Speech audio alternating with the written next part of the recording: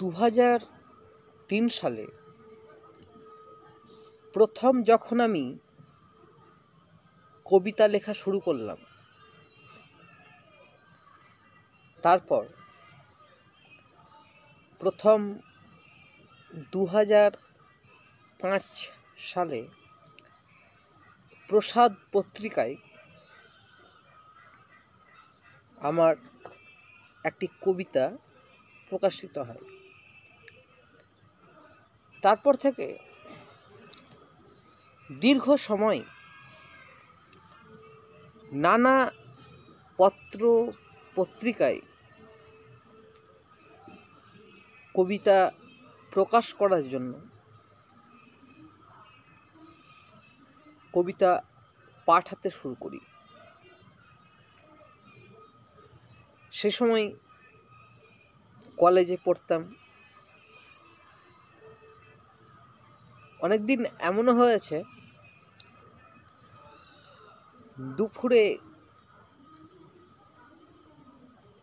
দুপুরবেলায় আর কি কলেজ গিয়ে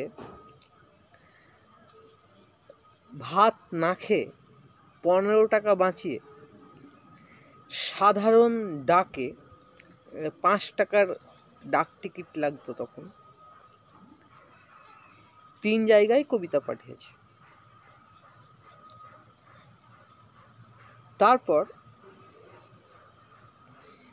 2009 থেকে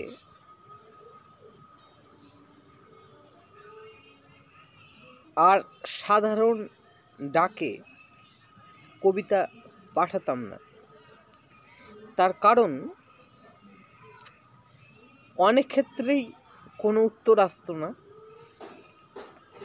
আর দ্বিতীয়ত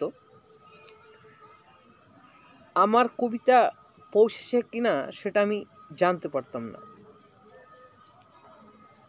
তো যাই হোক,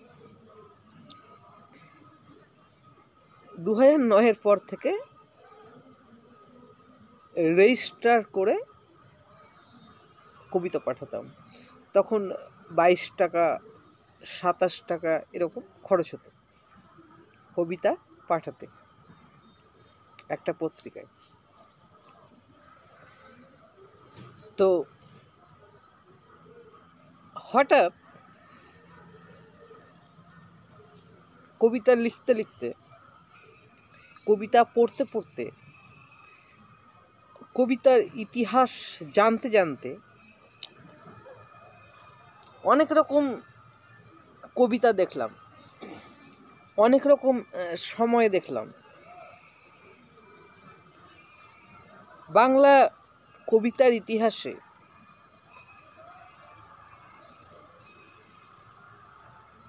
এমন একটা ধারা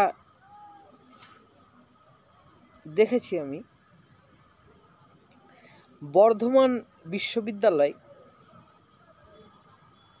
যার নাম দিয়েছিলেন একালের কবিতা, এবং এই একালের কবিতার মধ্যে তাদের প্রকাশিত যে একালের কবিতা, তো একালের কবিতার মধ্যে অনেকের কবিতা ছিল। সুনীল গঙ্গোপাধ্যায় থেকে শুরু করে শঙ্খ ঘোষ, বুদ্ধদেব বসু। তো বিষয়টা হচ্ছে, বাংলা কবিতার যে ইতিহাস, তার পর্যায়ক্রমিক আধুনিক বাংলা কবিতা, রবীন্দ্র পূর্ববর্তী বাংলা কবিতা, রবীন্দ্র পরবর্তী বাংলা কবিতা, সাম্যবাদী বাংলা কবিতা, তারপরে আবার এসে আধুনিক কবিতা, অবশেষে বর্ধমান বিশ্ববিদ্যালয় এই সংস্করণটির নাম দেন একালের কবিতা। তো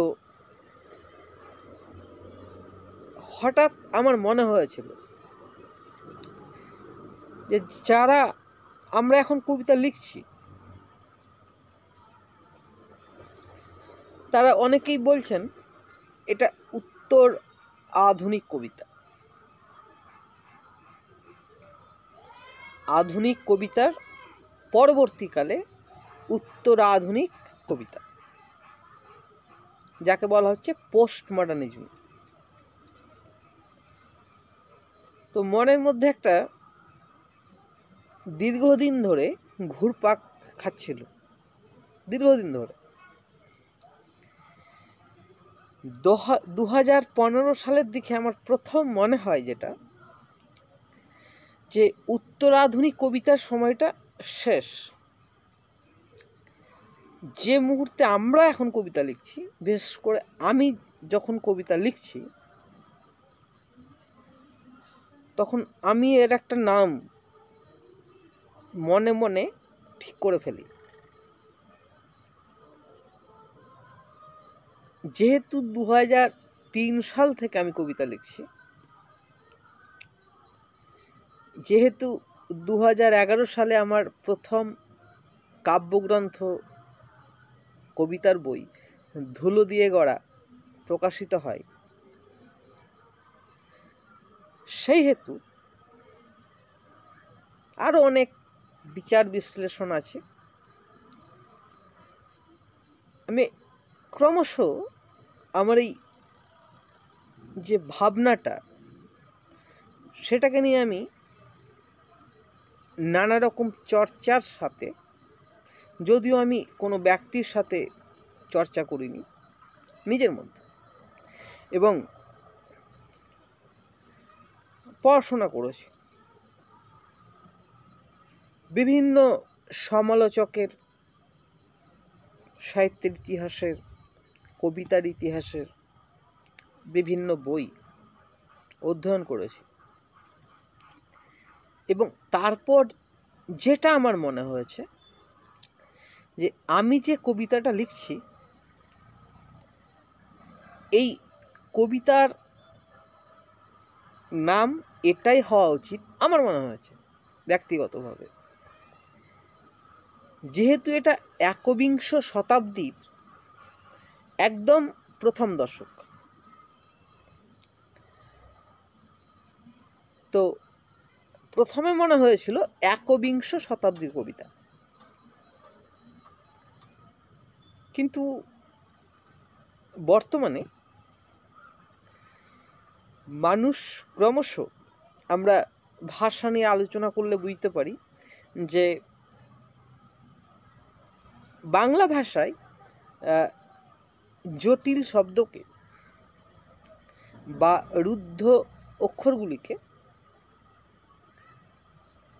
মুক্ত অক্ষরের দিকে পরিণত করার একটা প্রবণতা চলে আসে। যেমন বড় দিদি না বলে বড়দি, বড় কাকা না বলে বরকা, মানে ছোট ছোট শব্দের মধ্যে আমরা সেগুলিকে আবদ্ধ করছি। তো একবিংশ শতাব্দীর কবিতা, এটাকে আমি একটু ছোট করার চেষ্টা করি, এবং আমি যে কবিতা লিখছি, এই কবিতার নাম আমিই দিয়েছি, যার নাম 21 বাংলা কবিতা। এই জন্য আমার ওয়েবসাইটে এবং ইউটিউব চ্যানেলের বিবরণে 21 বাংলা কবিতা এটি লেখা রয়েছে ডেসক্রিপশানে। 21 বাংলা কবিতা, অর্থাৎ আমি যেটা বলতে চাইছি, যে আমার ব্যক্তিগতভাবে মনে হয়েছে যে আমি যে কবিতা লিখছি, বা আমার সাথে সাথে এখন যারা কবিতা লিখছেন, এটার একটা নাম দেওয়া প্রয়োজন। যেহেতু একবিংশ শতাব্দীর প্রথম দশকেই এই কবিতার কাজ শুরু হয়েছে, তাই যথার্থভাবেই এর নাম দেওয়া যেতে পারে 21-এর বাংলা কবিতা, অর্থাৎ একবিংশ শতাব্দীর বাংলা কবিতা। এখন আধুনিক কবিতার সঙ্গে বা উত্তর আধুনিকতাবাদ কবিতার সঙ্গে এই কবিতার পার্থক্যটা কোথায়? এটা হচ্ছে বৃহৎ প্রশ্ন। যে এই যে 21-এর বাংলা কবিতা, এই যে আমি এর নামকরণ করলাম, এই নামকরণের পিছনে এবং আধুনিক বাংলা কবিতা হোক, উত্তর আধুনিক বাংলা কবিতা হোক, তার সাথে এর একটা বিপুল পার্থক্য আছে। পার্থক্যটা কি? মোটামুটি আজকে প্রায় 10 বছরে 2020 সালে এর কয়েকটি লক্ষণ পরিষ্কার হয়ে গেছে। কীরকম পরিষ্কার? আজকে কোনো কবি তার কবিতাকে প্রকাশের জন্য তার কাছে অনেক রাস্তা রয়েছে, অনেক রাস্তা, খুব সহজ রাস্তা।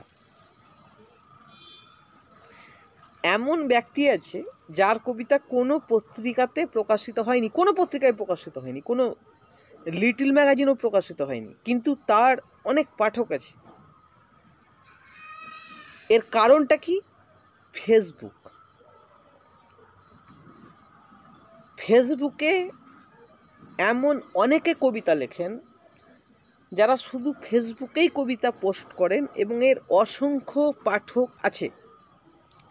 এবং ফেসবুকে এই কবিতার সংখ্যা 2010 সালের পর থেকে, বিশেষ করে 2015 সালের পর থেকে এখন পর্যন্ত হু করে বাড়ছে। বলছি তো, এমন অনেক কবি আছে যাদের কবিতা পড়ে 100-200 পাঠক কমেন্ট করেন, কিন্তু এই কবিদের কোনো প্রাতিষ্ঠানিক পত্রিকায় বা কোনো লিটল ম্যাগাজিনে এদের কবিতা প্রকাশিত হয়নি। এটা হচ্ছে প্রথম কারণ। যে কেউ এখানে ফেসবুকে যে কেউ কবিতা পোস্ট করতে পারে। দ্বিতীয় কারণ, আধুনিক বা উত্তর আধুনিকতাবাদের সাথে এই 21-এর যারা কবি, 21-এর বাংলা কবিতার যারা কবি, তাদের মৌলিক পার্থক্য। দ্বিতীয় কারণ, বিভিন্ন প্রতিষ্ঠানে বা বিভিন্ন বড় বড় পত্রিকায় নিজের কবিতা প্রকাশিত হলেও প্রায় সকলেই ব্যতিক্রম ছাড়া তাদের সেই কবিতাটাকে ফেসবুকে পোস্ট করেন। প্রথম 2011, 12, 13, 14, 15, 16 দিকে এই ফেসবুকের কবিদের খুব ঠাট্টা করা হতো। পরে দেখা গেল যে তার বড় বড় বিভিন্ন জায়গায়, দেশ হোক, নবকল্লোল হোক, গৃহসভা হোক, যে কোনো বড় বড় প্রাতিষ্ঠানিক পত্রিকায় তার কবিতা প্রকাশিত হয়েছে এবং সেই কবি কী করছেন, সেই কবিতাটার ছবি করে ফেসবুকে পোস্ট করছেন। এটা কিন্তু একটা জয় বলা যেতে পারে। এটা আমার ক্ষেত্রে ঘটেছে, আমিও করেছি। আমিও আমার প্রকাশিত কবিতাগুলিকে ফেসবুকে পোস্ট করতাম। অর্থাৎ এই যে সোশ্যাল মিডিয়া, দেখা গেল এরা প্রাতিষ্ঠানিক পত্রিকার পাঠক সংখ্যা পাঠক সংখ্যা কমপক্ষে হয়তো 20,000, 50,000, 1,00,000। এতটা মানুষ বাদ দিয়ে মুষ্টিমেয় ফেসবুকে সর্বাধিক 5,000 ফ্রেন্ড করা যায়, এই মুষ্টিমেয় পাঠকের কাছে তার আকর্ষণটা কেন? এটা সোশ্যাল মিডিয়ার জয়। এই ফেসবুকে পোস্ট করার কারণটাই হচ্ছে তার প্রকাশিত কবিতা এবং সেই অংশটা হুবহুব ছবি করে, যে তার বন্ধুদেরকে শুধু জানানো নয়, এটা পড়ার আবেদন করা। অর্থাৎ ফেসবুকের প্রাধান্য অনেক বেড়ে গেছে। মোট কথা সোশ্যাল মিডিয়ার প্রাধান্য বেড়ে গেছে। তাই 21-এর কবিদের চিহ্নিত করার জন্য কোনো সম্পাদকের কাছে সার্টিফিকেট বা শংসাপত্র নিতে হয় না। এখানে পাঠকই সরাসরি, এবং এখানে কবিতার প্রকাশের একটা মুক্তি ঘটল। যে কোনো কবি যে গ্রামে থাকুক, প্রত্যন্ত গ্রামে থাকুক, যে কোনো জায়গায় থাকুক, সেই ব্যক্তি কারো অপেক্ষা ছাড়াই নিজের কবিতার গুণ পর্যালোচনা সে পাঠক করবে, নিজের কবিতা ফেসবুকে পোস্ট করে। এবং এটা 16-17 সালের দিকে আর এক ধাপ এগিয়ে গেল। কি হলো? হোয়াটসঅ্যাপে এই কবিতা বন্ধু বান্ধবকে পাঠানো শুরু হলো। এই ক্ষেত্রেও কিন্তু বড় একটা ব্যতিক্রম সংখ্যা ছাড়া দেখা গেল যাদের কবিতা প্রাতিষ্ঠানিক পত্রিকায় বা লিটল ম্যাগাজিনে প্রকাশিত হয়েছে, তারাও সেই কবিতাটা হোয়াটসঅ্যাপে পাঠাচ্ছেন। কাকে? বন্ধু বান্ধব, পরিচিত মহল।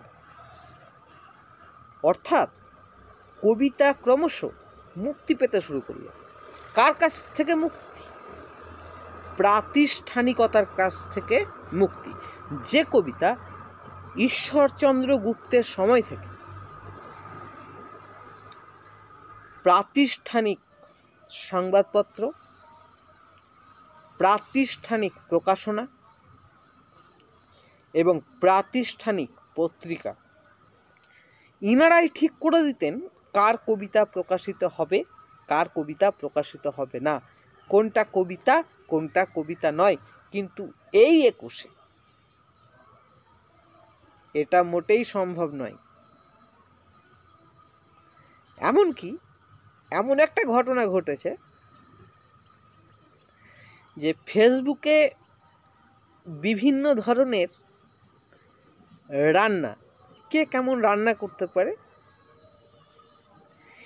এই কে কেমন রান্না করতে পারে ফেসবুকে এর একটা চর্চা হতে হতে একটা বাঙালি রান্নার একটা বই প্রকাশিত হয়েছে এবং সেই বই সম্পূর্ণ বিক্রি হয়ে গেছে। কোনো এক ব্যক্তি তিনি বইটা প্রকাশ করেন এবং সেই বই বিক্রি হয়ে গেছে সম্পূর্ণ। তার থেকে আরও এক ধাপ এগিয়ে 2018-19-এর দিকে যেটা শুরু হলো আর কি, যে বিভিন্ন পত্রিকাগুলি তারা তাদের গ্রুপ তৈরি করতে শুরু করলো ফেসবুকে, হোয়াটসঅ্যাপে। এবং এটা খুব ভালো দিক, তাদের পাঠক প্রসার, কবিতার প্রসার, পাঠক এবং পত্রিকার প্রসার, একসাথে দুটি ঘটনা ঘটল। পত্রিকারও যেমন প্রসার ঘটল, পাঠকেরও প্রসার ঘটতে শুরু করল। এখানেই মৌলিক পার্থক্য, যে আজকে কেউ বলে দেবে না যে তোমার কবিতাটা কবিতা হয়েছে কিনা বা তুমি কবি কিনা। এটা বলবে সময়। কারো কোনো চেয়ারে বসে বলার অধিকার নেই যে তোমার কবিতা হয়নি, যেটা আগে হতো। অসম্ভব। একটা ধুতি পাঞ্জাবি পরে কেউ চেয়ারে বসে কোনো প্রতিষ্ঠানে, যে কোনো প্রতিষ্ঠানে বসে সে বলতে পারে না তোমার এটা কবিতা হয়নি। বলবে সময় এবং বলবে পাঠক। পাঠকের কাছে যদি কবি উত্তীর্ণ হন, সময়ের কাছে যদি কবি উত্তীর্ণ হন, অবশ্যই কবি। যেমন একটা স্কুলে না, একটা রাজ্যে অনেক শিক্ষক আছে, তার মধ্যে যেমন সমস্ত শিক্ষককে শ্রেষ্ঠ শিক্ষকের মর্যাদা দেওয়া যায় না। এটা ছাত্রদের উপর নির্ভর করে যে শিক্ষক কেমন, শিক্ষকত্ব তিনি কেমনভাবে করছেন, কতটা তিনি শিক্ষা দান করতে সমর্থ। এটা সব থেকে প্রথমে ছাত্ররা অনুভব করে এবং তখনই একজন শিক্ষক প্রকৃত শিক্ষক হয়ে ওঠেন। কিন্তু এতদিন, এই দীর্ঘদিন ধরে বাংলা কবিতার জগতে যে ল্যাং মারামারি চলছিল, ল্যাং মারামারি, এ বলে আমায় দেখ, তো বলে আমায়। কবি হতে গেলে কি কি করতে হবে, কি কি করতে হবে না, হতেই পারে ভারতবর্ষে যদি 100 জন ক্রিকেটার অর্জুন ট্রফি খেলার জন্য, কমপক্ষে 100 জন ক্রিকেটার, 10,000 ছেলে প্রিপেয়ার থাকে, দোষের কি? সে কি ক্রিকেট জানে না? অবশ্যই জানে। যদি কবির সংখ্যা বাড়ে, ক্ষতি কি? প্রশ্ন করা হলে উত্তর আসতো, জায়গা বড় কম, আপনার কবিতার মান ভালো হয়নি। কোনো এক ব্যক্তির বিশেষের অধিকার নেই কারো কবিতার মান নির্ধারণ করার, সমসাময়িক কবিতার কোনো ব্যক্তি বিশেষের এই অধিকার নেই।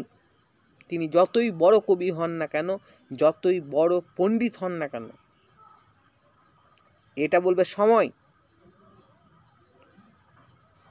যে ধাক্কা আমরা খেয়েছি,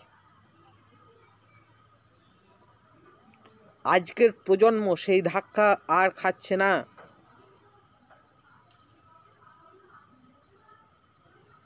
যে ধাক্কা আমাদের পূর্বতনরা খেয়েছেন, আগের প্রজন্মের লেখকেরা,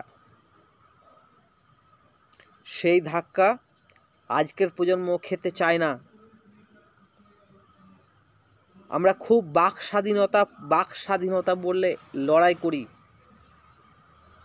কিন্তু এই 21 শতাব্দীতে, এই নতুন ভারতবর্ষে, এই নতুন বাংলায় এসব চলবে না।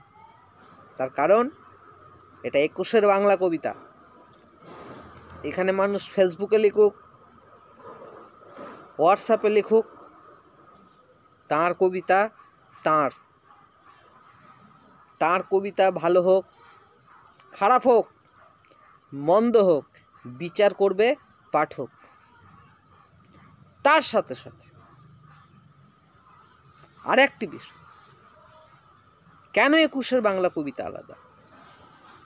আজকে সরাসরি আমি প্রথম আমার কবিতাকে দৃশ্যগ্রাহ্য করার চেষ্টা করেছি, অডিও ভিজুয়াল করার চেষ্টা করেছি। 2015 সাল থেকে আমি সেই কাজ করে আসছি। কবিতা শুধুমাত্র কিছু ব্যক্তির, কিছু শিক্ষিত চর্চিত ব্যক্তির প্রপার্টি নয়। কবিতা সবার, কবিতা গণতান্ত্রিক। এটা মধ্যযুগ নয়, যে রায়সভা কবি শুধুমাত্র সভাতেই কবিতা কাব্য পাঠ করবেন, সাধারণ মানুষ সেই কাব্য পাঠ থেকে বঞ্চিত হবেন। রায়সভা থেকে যখন কবিতা মুক্তি লাভ করেছে, অবশ্যই বর্তমানের প্রাতিষ্ঠানিক জায়গা থেকে কবিতা নিঃসন্দেহে মুক্তি লাভ করবে এবং করছে। আমি ইউটিউবে প্রথম আমার অপ্রকাশিত কবিতা, প্রকাশিত কবিতা অডিও ভিডিও করার চেষ্টা করেছি যেন একটা সাধারণ মানুষ তাঁর রস আস্বাদন করতে পারেন। যখন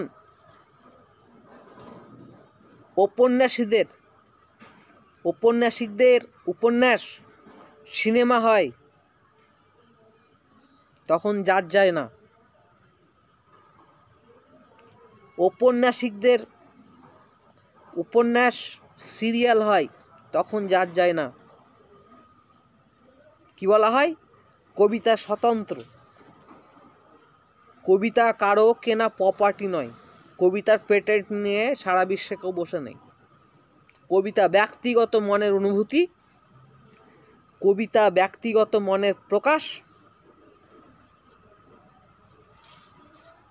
আর অবশ্যই আমি কবি, আমার নামের আগে অবশ্যই কবি থাকবে, এই আত্মবিশ্বাস আমার আছে। একজন ডাক্তারের কাছে অনেক রুগী মারা গেলেও যদি সুস্থ নাও হয়, তিনি তার প্রেসক্রিপশন থেকে ডাক্তার নামটা তার কেটে দেওয়া হয় না।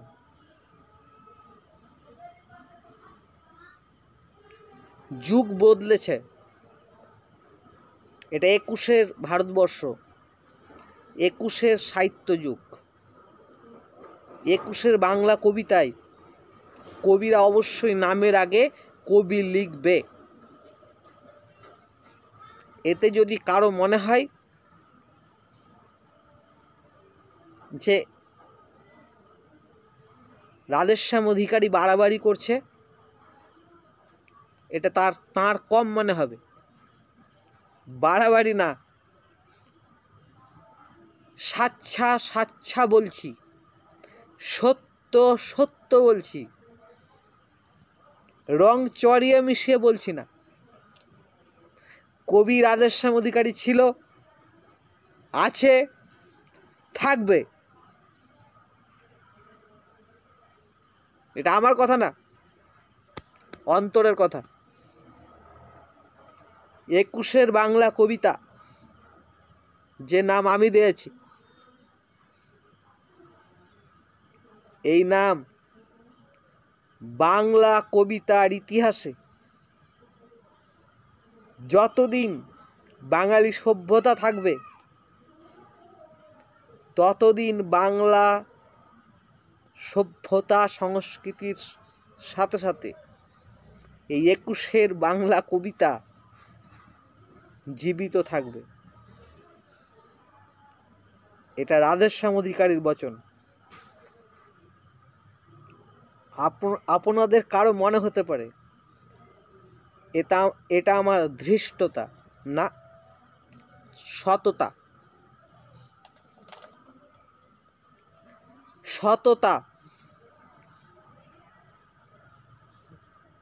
ধৃষ্টতা না, সততা।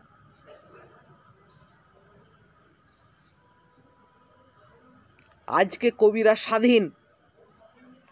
আজ আমার দেখা দেখি, আজ অনেক কবিকে দেখি আমি, যারা তাদের কবিতাকে অডিও ভিডিও করার চেষ্টা করছে। খুব ভালো লাগে। এবং এর সাথে সাথে দীর্ঘদিন ধরে বাংলা কবিতা আবৃত্তি বলতেই কয়েকটি নাম আসতো।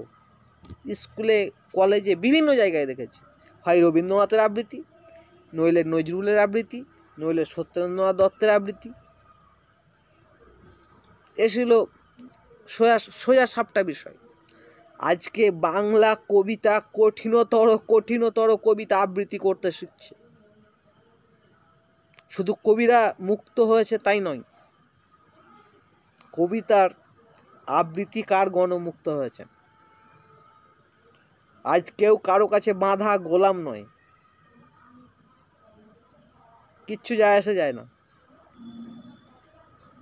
কোনো প্রতিষ্ঠানের কাছে রাধেশ্যাম অধিকারী তার মাথাটা বিক্রি করে রাখেনি, কোনো প্রতিষ্ঠানের কাছে, আর কোনোদিন করবেও না। কারণ এই জীবনটা একবার, সাধনাও একবার, অতএব কবিতাও একবার। 21-এর বাংলা কবি ও কবিতা, ওই ট্র্যাডিশন ছাড়তে হবে। ওই ট্র্যাডিশন, যে পুরনো যে ট্র্যাডিশন, ঘাড়ে একটা ঝোলা ব্যাগ, চোখে একটা চশমা, আস্তে আস্তে কথা বলা, না, 21-এর বাংলা কবিরা সেটা সহ্য করবে না। তারা চাকরি করবে, তারা মাঠে খাটবে, তারা অটো চালাবে, রিক্সা চালাবে, ব্যবসা করবে, কবিতাও লিখবে। আর কাউকে তেল কচলাতে যাবে না, আমার কবিতাটা একটু প্রকাশ করে দিন, সেই সময় শেষ। এটাই হচ্ছে আধুনিক কবিতার সঙ্গে 21-এর বাংলা কবিদের পার্থক্য। আর কবিতা নিয়ে কেউ কারো কাছে তেল দিতে যাবে না, যে আমার কবিতাটা দয়া করে প্রকাশ করুন অনেকবার। এর মুক্তি ঘটে গেছে। আমার ইউটিউব চ্যানেলে কমপক্ষে 100-র অধিক কবিতা আছে। একটা অনুষ্ঠানে প্রায় 30টি কবিতা আমি পাঠ করেছি।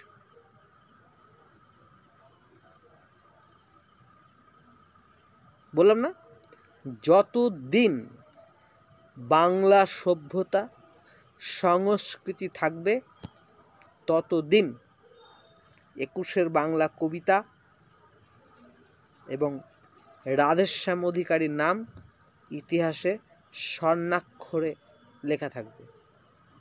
তার কারণ বাংলা কবিতায় মুক্ত হয়ে গেছে, আমি মুক্ত করেছি, নাম আমি দিয়েছি।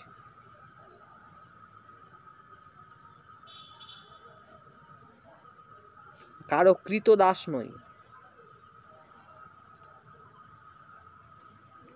দীর্ঘদিন ধরে কবিতা পাঠিয়ে যাদেরকে আমরা সহৃদয় কবি বলে জানি, তারা খুব বিখ্যাত আর সুন্দর কবিতা লেখেন, কিন্তু মানসিক দিক থেকে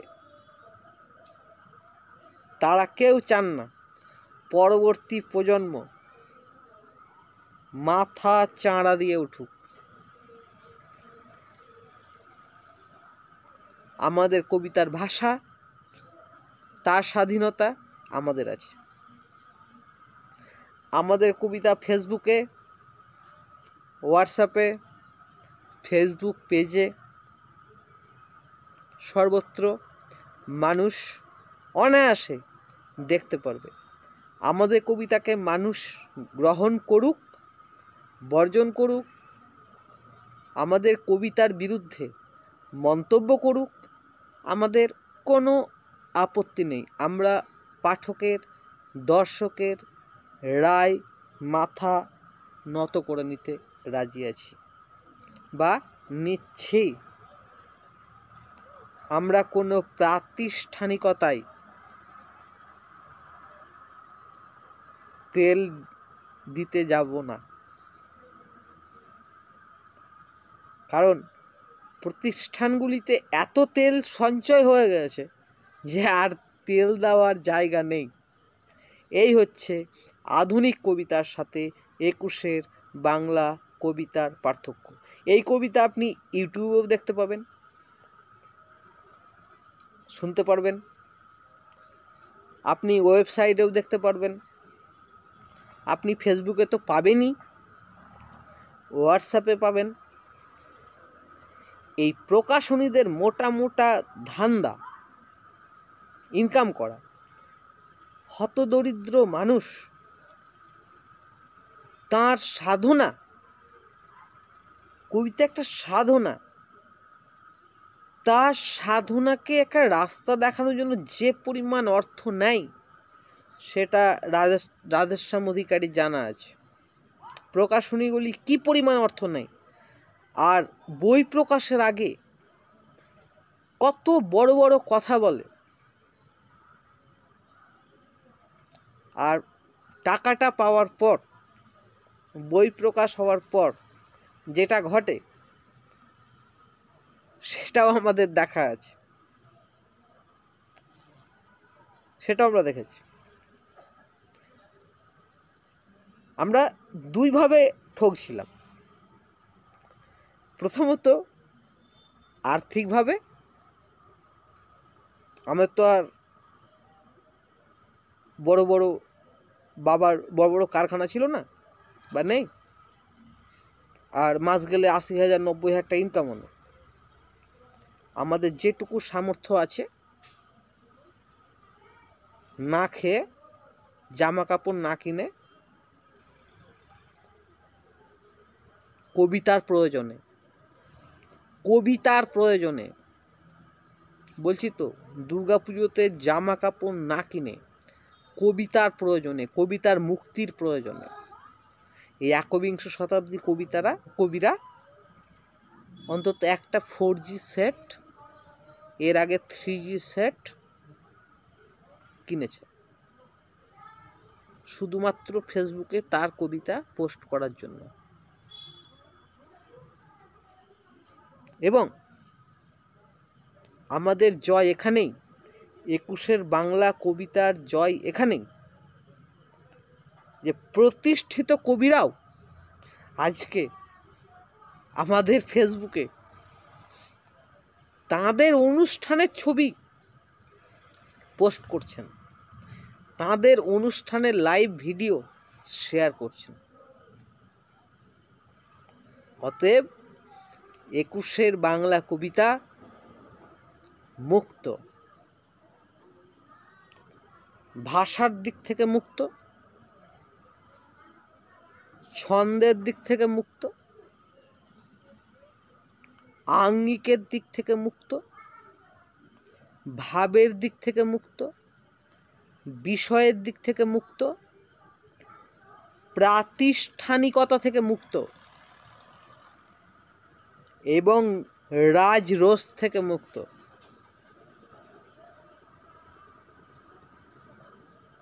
21-এর বাংলা কবিরা, 21-এর বাংলা কবিতার কবিরা বা 21-এর বাংলা কবিরা নিজের সাধনা স্বেচ্ছায় নিজের ইচ্ছে মতো করবে। তার জন্য সোশ্যাল মিডিয়া, শুধু সোশ্যাল মিডিয়া না,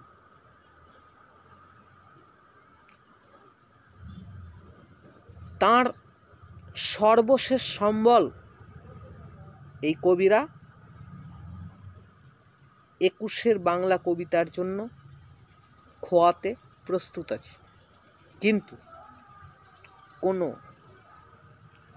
ব্যবসাদারের কাছে নয়, কোনো বাণিজ্যিক প্রতিষ্ঠানের কাছে নয়, যারা মুখে অনেক বড় বড় কথা বলে, কিন্তু কাজের বেলায় লবঘণ্টা।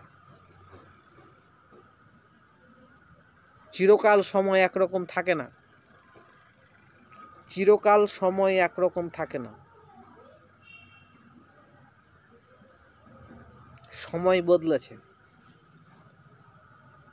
এটা ভাবা উচিত ছিল। আর সব থেকে বেশি ধন্যবাদ আমি তাদেরকে দেব যারা নিজেদের আত্মমর্যাদাকে এত উঁচুতে রেখেছিলেন যে তাদের চরণের ধুলোটুকুও পাওয়া আমাদের পক্ষে সম্ভব হতো না, আমরা যারা প্রত্যন্ত গ্রামে গঞ্জে থাকি। আজ এই যে 21 বাংলা কবিতা, এই যে নামকরণ, আজ এই যে রাধেশ্যাম অধিকারী উত্থান, তার পিছনে রয়েছে এই বিষয়টি। আর প্রাতিষ্ঠানিকতার এই যে আড়ম্বরিতা, বড় বড় প্রতিষ্ঠান, বিভিন্ন সংবাদপত্র, আজ বাম তো কাল ডান, আজ উত্তর তো কাল দক্ষিণ, কোনো ঠিক নেই। আজ এই বলে তো কাল সেই বলে। তাঁদের এই তেল নিতে নিতে তেলাময় হয়ে যাওয়া জায়গাগুলি যদি না থাকতো, তাহলে আজকে এইভাবে 21 বাংলা কবিতার সৃষ্টি হতো না। এবং এটা আমি না, আমার সমসাময়িক সকল কবি এই একই যন্ত্রণায় পীড়িত। একাই কখনো বিপ্লব করা যায় না, বা একাই কখনো বিপ্লব হয় না। আমার সমসাময়িক সকল কবি এই যন্ত্রণায় পীড়িত। তাই আধুনিকতা নয়, উত্তর আধুনিকতা নয়, 21 বাংলা কবিতা হবে মানুষের জন্য, হৃদয় থেকে হৃদয়ের জন্য, সংবেদন থেকে সংবেদনের জন্য, মন থেকে মনের জন্য, বাস্তব থেকে বাস্তবের জন্য। কোনো বাঁধন থাকবে না এবং নেই। আমরা সব কবি এক, আমাদের মধ্যে কোনো দল গোষ্ঠী দ্বন্দ্ব নেই। হ্যাঁ, বিভিন্ন মত পার্থক্য থাকতে পারে, সেটা আলাদা জিনিস। আমাদের মধ্যে কারো আনন্দ পুরস্কার, পদ্মশ্রী পুরস্কার, জ্ঞানপীঠ পুরস্কার ইচ্ছে বা কামনা নেই। অন গড বলছি, বুকে হাত রেখে বলছি, রাধেশ্যাম অধিকারী এটাই চাই, তার নামে একটা দিন আসবে রাধেশ্যাম অধিকারীর নামে পুরস্কার দেওয়া হবে। একটা দিন আসবে রাধেশ্যাম অধিকারীর নামে পুরস্কার দেওয়া হবে। রাধেশ্যাম অধিকারীর পুরস্কারের কোনো প্রয়োজন না।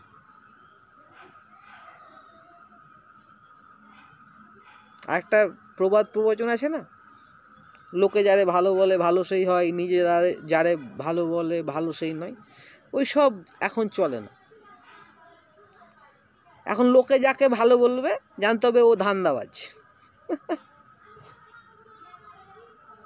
লোকে যদি কাউকে ভালো বলে যে অমুক বাবু খুব ভালো, অমুক বাবু খুব ভালো, তাদের একটা দালাল।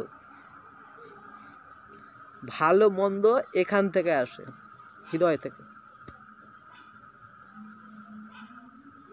আমি ভালো না মন্দ লোককে বলতে হবে না, আমি নিজেই বুঝতে পারি যে আমি ভালো না মন্দ, কাউকে বলে দিতে হবে না।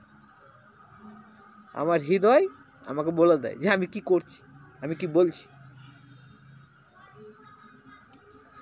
কনফিডেন্টলি বলছি, 100%।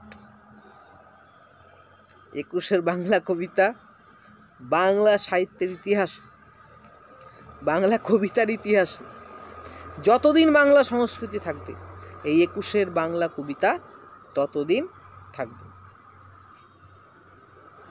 আজকে খুব অবাক লাগতে পারে এটাকে হাস্যস্কর মনে হতে পারে, কিন্তু ভবিষ্যতে এটাই সত্য, এটাই সত্য, নিঃসন্দেহে সত্য। তাই আধুনিক কবিতার সাথে 21-এর বাংলা কবিতার বিভিন্ন দিক থেকে বিপুল পরিমাণে পার্থক্য রয়েছে। কেবলমাত্র যে জায়গাটায় আধুনিক কবিতা এবং 21-এর বাংলা কবিতার মিল আছে, সেই জায়গাটি হচ্ছে কবিতা। সেই জায়গাটি হচ্ছে কবিতা। আজ কবিতার সমস্ত কিছুই মুক্ত হয়ে গেছে, পরিবর্তন হয়ে গেছে। আমি একটু আগেই বললাম, ভাষা, ছন্দ, অলঙ্কার, কবিতার আঙ্গিক, শৈলী, বিষয়, ভাব সব কিছুই পরিবর্তন হয়ে গেছে আধুনিক কবিতার সাথে। শুধুমাত্র যেটা জুড়ে রয়েছে সেটা হচ্ছে কবিতা। তাই আধুনিক কবিতা এবং বর্তমানে যে কবিতা আমরা লিখছি বা আমি লিখছি, সেই কবিতা হচ্ছে 21-এর বাংলা কবিতা। এই 21-এর বাংলা কবি যারা রয়েছেন তারা এই কবিতা লিখছেন, এবং বর্তমানের পাঠক হচ্ছে, অবশ্যই আধুনিক কবিতার পাঠক আছে, সমস্ত রকম কবিতার পাঠক অবশ্যই আছে নিঃসন্দেহে, কিন্তু 21-এর বাংলা কবিতা মূল যে পাঠক, সেই পাঠকটা হচ্ছে ফেসবুকে, অর্থাৎ সোশ্যাল মিডিয়ায়, হোয়াটসঅ্যাপে, মেসেঞ্জারে, ইউটিউবে, ওয়েবসাইটে, অবশ্যই সোশ্যাল মিডিয়া, নিঃসন্দেহে। এবং তাই বলি কি পুস্তক হয় না? অবশ্যই হচ্ছে, অবশ্যই হবে, কারো ইচ্ছে থাকলে হবে, নিঃসন্দেহে। কিন্তু মৌলিক পার্থক্যটা ঘটে গেছে। এখানে সম্পাদকের কাছে দৌড়ঝাঁপ করা, কবিতা পাঠানো, 6 মাস ওয়েট করা, 9 মাস ওয়েট করা, মানুষের হাতে, এই এখনকার কবিদের হাতে এত সময় নেই, কারণ তাদেরকে সংসার করে খেতে হয়। তারা অনার্স MA সব পাশ করে, হ্যাঁ, কেউ টোটো চালায়, কেউ অটো চালায়, ঠিক আছে, কেউ নানাজন নানা পেশায় যুক্ত, ফলে তাদের কাছে অত সময় নেই, হ্যাঁ, বসে বসে কলমে কলমে কলমে লিখে। এখন বিষয়টা হচ্ছে হাতে ফোন আছে, হয়তো কেউ ব্যবসা করছে, কোনো কাস্টমার নেই, তার মনের ভাবগুলিকে যেটা পেনে কলমে লেখা হতো সেটা ওখানেই ফেসবুকেই তিনি লিখছেন, এবং সেই কবি সেটাকে পোস্ট করছেন। ফলে 21-এর বাংলা কবিতা বর্তমান যুগ সাপেক্ষে অনুকূল, এবং এটা একটা ইতিহাস বাংলা কবিতার কাব্যধারায়, খুব বড় ইতিহাস, যে কবিতা লেখা মাত্রই কবিতা পাবলিশড হয়ে যাচ্ছে। কোথায় পাবলিশড হচ্ছে না, পাবলিশটা হচ্ছে সেই জায়গায় মানুষ সরাসরি এটা পেয়ে যাচ্ছে। এটার জন্য কোনো প্রেসে, প্রিন্টে এতদিন ওয়েট করার কোনো সময় নেই, এবং এটা থেকেও যাচ্ছে পরবর্তীকালে। এই 21-এর বাংলা কবিদের যদি প্রোফাইল সার্চ করা হয়, তখন কিন্তু অসংখ্য প্রত্যেকের কবিতাই থেকে যাচ্ছে। আবার যদি কারো মনে হচ্ছে যে না, আমার এই কবিতাটা একটু সংশোধন করার প্রয়োজন, সেই অপশানও রয়েছে।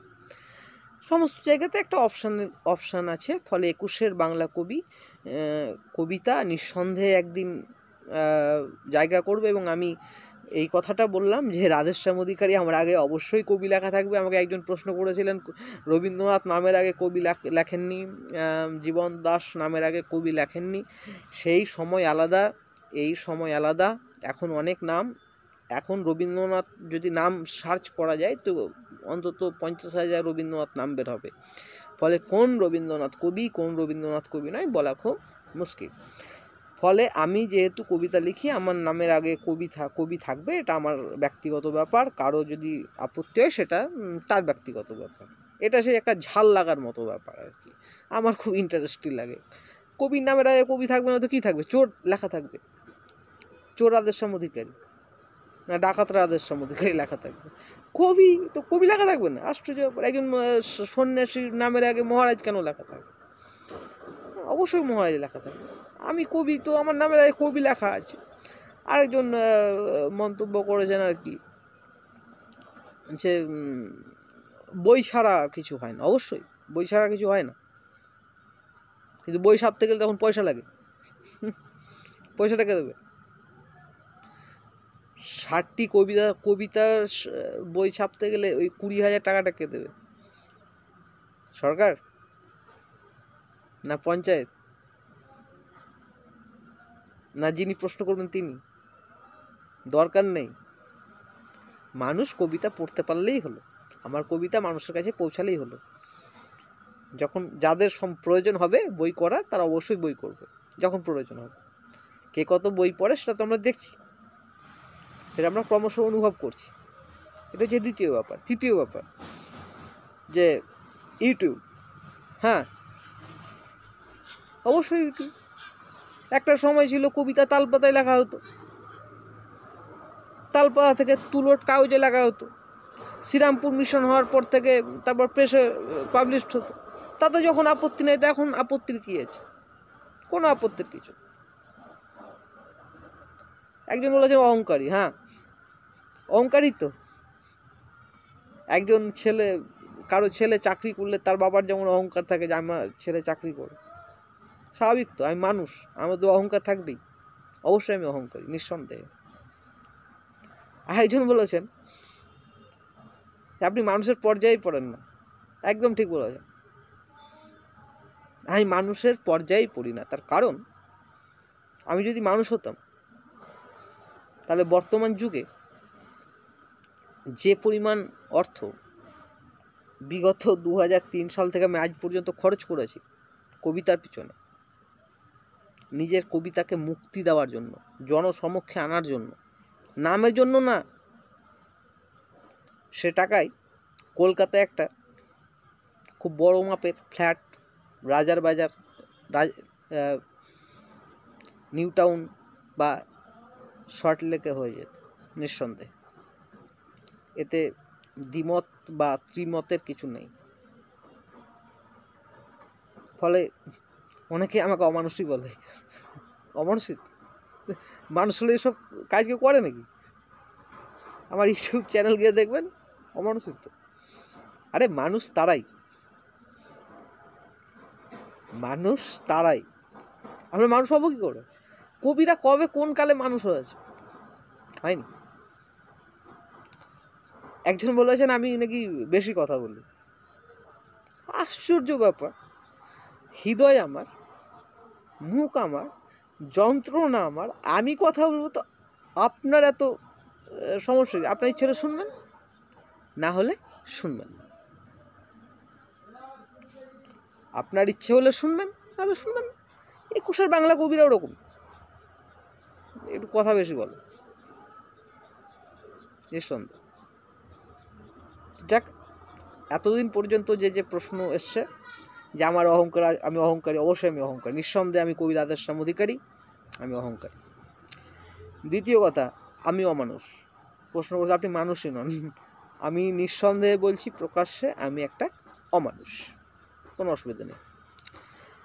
আর তৃতীয় যে বিষয়টি, যে আপনি বেশি কথা বলেন, হ্যাঁ আমি বেশি কথা বলি, আমার ইচ্ছে হয়।